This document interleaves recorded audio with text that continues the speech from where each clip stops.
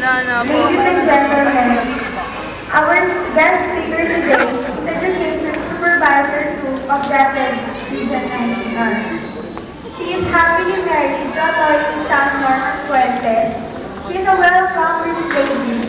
She obtained her Bachelor of Laws degree from the Guadalupe University in the year 1991 and her doctoral degree in the Public Administration from the Rizal Technological University in the year 2008.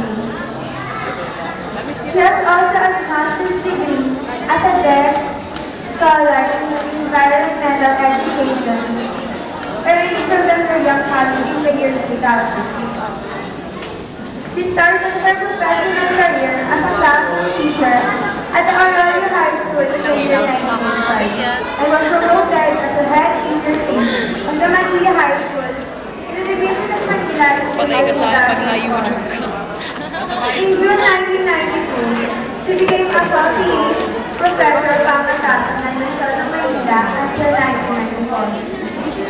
Among the awards she received was the Senior Teacher of the Year in 1998 from the Division of Manila.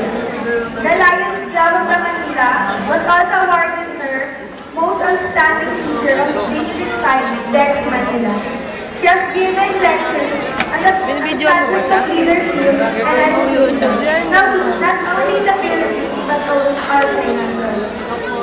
Ladies and gentlemen, I have the honor to introduce to you our erudite speaker, Dr. Ruth Legaspi Fuentes. Dr. Fuentes.